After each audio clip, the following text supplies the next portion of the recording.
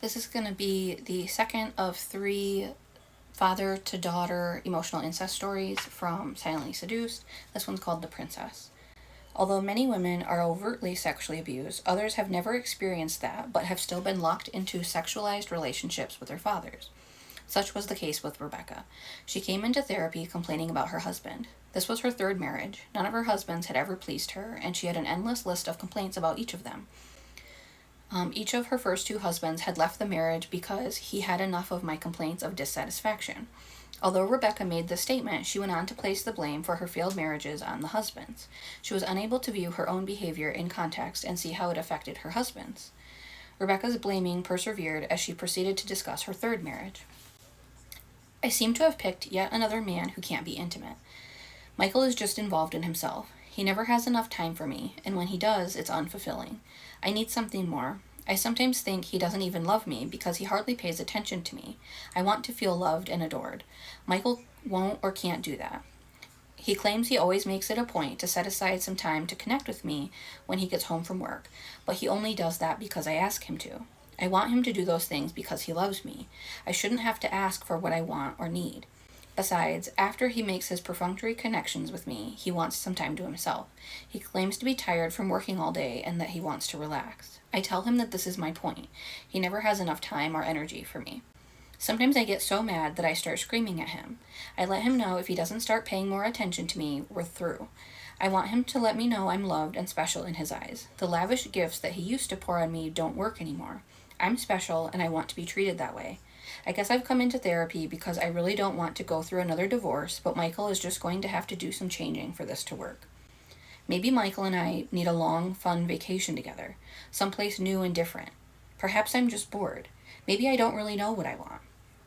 I can't seem to feel satisfied about my life anymore. I'm starting to feel kind of empty. Maybe if I got pregnant, I would be happy. I bet a baby would adore me and love me. Then again, I couldn't do what I wanted when I wanted. Having a baby might be too inconvenient. I know Michael wouldn't help out. Even if he did, he would have that much less time and energy for me. I'm confused. I want to feel special inside. Rebecca's delivery in describing her dissatisfaction was passionate and full of conviction. Though there was probably some truth that Rebecca chose men who had difficulties with intimacy, the truly relevant issue was her own intimacy struggles. As I continued to listen to Rebecca's complaints, it became apparent to me that there was nothing her husband could have done to appease her. Her dissatisfaction wasn't really about him. It was about her own inner emptiness and longing for love that occurred well before she even met Michael. Her desperation was evident when she switched back and forth between whether Michael or a baby or both could finally fulfill her. However, Rebecca could not see this. She was convinced Michael needed to do something different so that she could feel happy again.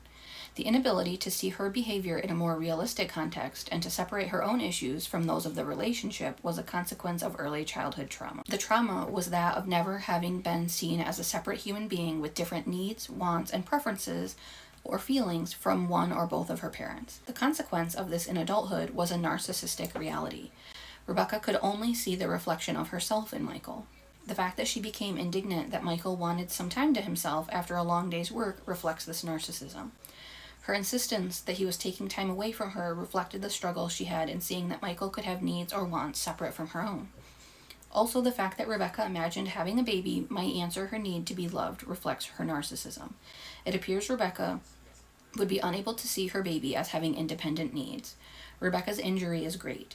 Her defense is to externalize, believing that a vacation, a baby, or an adoring husband would take away the pain of never having been loved or seen for who she really was. It took many months of therapy before Rebecca stopped focusing externally on her husband as the cause of her unhappiness. She slowly began to realize her inner emptiness came from being seduced and abandoned as a little girl. Rebecca had been her family's princess. On the outside, she seemed to have it all. She was indulged by her parents and seldom held accountable for any misbehavior. Rebecca frequently received special privileges and rarely wanted for anything. Her siblings hated her, and her friends were envious. It was difficult to imagine that a child treated so special would have been so deeply injured. She was adored by her father. As she described the specialness her father felt towards her, the emotional damage she endured became clearer. Rebecca's father treated her more like his mistress than his daughter. As Rebecca began to recount her father's relationship to her, the ickiness of his seduction became evident to her. Though she had never been sexually touched in an overt way by him, Rebecca squirmed in her seat as if to get her father off of him. She grimaced and explained, "My dad actually bought me sexy underwear. I can't believe it. I forgot all about that."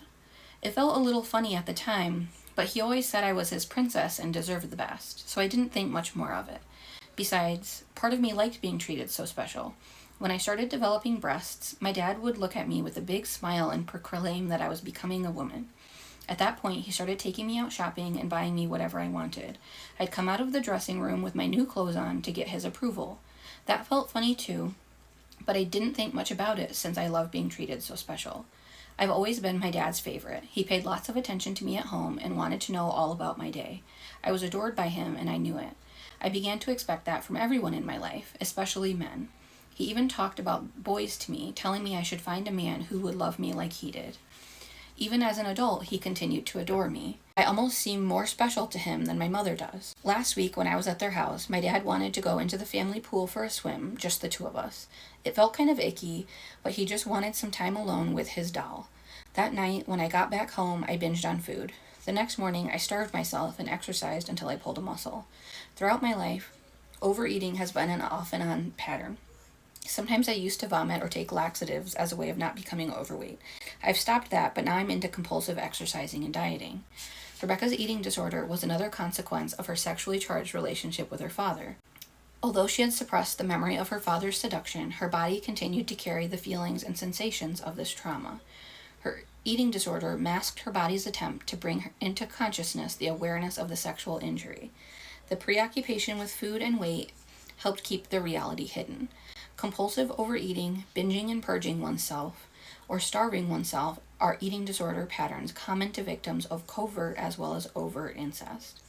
The energy spent focusing on food and weight leaves no room for the body to heal. Rebecca began to validate her inner reality of being a covert incest victim. The compulsion to overeat slowly subsided. She also needed the support of Overeaters Anonymous to help her overcome her compulsion. It was crucial that Rebecca directly address both the compulsive eating pattern and the root cause of the compulsion. There is an unwritten rule expressed sometimes by members of anonymous programs, which is understanding the reason behind an addiction is not important.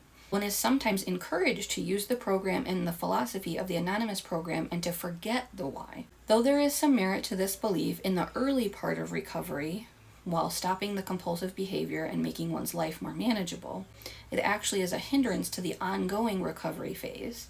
Finding peace of mind, comfortableness with one's own body and self, and emotionally fulfilled and functioning relationships with others. It has been my experience that those people who give in regularly to the addiction, whether it's food, sex, or gambling, are the ones who remain in denial about the root injury that opened the way to addiction in the first place. This is too long to fit into a single video, so I'll do a part 2 and link it in the comments.